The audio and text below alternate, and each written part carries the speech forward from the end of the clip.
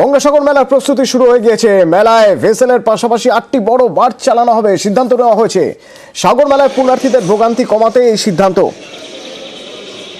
মুড়িগঙ্গায় পুলি জমে বিপত্তি ছিল, তার জন্য 5 থেকে 6 ঘন্টা ভেসেল বন্ধ।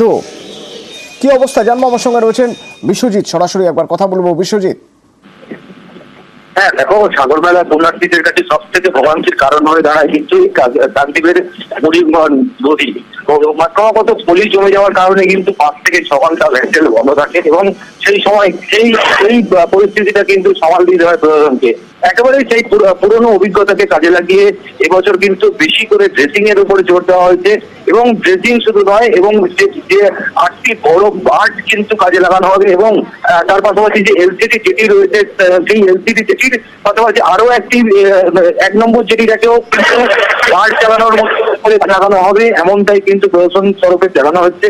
এবং সেই মতো গতকাল যেটা দেখা গেল, পুলিশ সুপার গোস্বর রাও এবং জেলা শাসক সুমিত গুপ্তা দুজনে মিলে কিন্তু এই যে কিভাবে বার্ড চলবে, কোন রুটে বার্ড চলবে এবং গঙ্গাসাগর মেলার সময় যতটা বেশি সময় ভেসেল চলাচল করতে পারে সেই যে পরিস্থিতিটা কিন্তু খতিয়ে দেখেন। এবং তার পাশাপাশি আরো একটি সমস্যা এটা রয়েছে, কুয়াশার জেরে ভেসেল দিকভ্রষ্ট হয়ে যায় এবং সেই কারণে কিন্তু প্রতিটা ভেসেলে জিপিএস ট্র্যাকার বসানো হচ্ছে এবং এই জিপিএস ট্র্যাকারের মাধ্যমে কিন্তু একদম সরাসরি কন্ট্রোল রুমে বসে ভেসেলটি কোথায় গেল, কোথায় আটকে থাকলো সেই কথা কিন্তু দেখা হবে।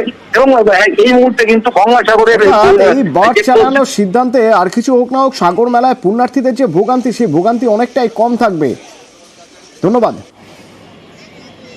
আমাদের পারাপার হবে, তত বেশি পিলগ্রিমরা ওয়েটিং টাইম কম হবে। টোটাল আমাদের কাছে কিন্তু প্রায় 8টা বার্জ আমাদের কাছে কিন্তু থাকবে। পন্টুনেরও কিন্তু আমাদের এই বার থেকে বার্জ লাগানো হবে, বড় বার্জ। তো প্রত্যেক ভেসেলের কুয়াশার ক্ষেত্রে তো আমাদের চলাচলে একটু অসুবিধা হয়ে যায়, তো সে আমরা লাস্ট ইয়ার থেকেই আমাদের কিন্তু কিছু এক্সট্রা মেকানিজম, যেমন টাওয়ার লাইটিং থাকে, তার সঙ্গে কিছু জেটি লাইটিং করে স্পেশাল ফগ লাইট আমরা কিন্তু civil defence and disaster management department আমাদের সেই লাইটটা ব্যবহার করে।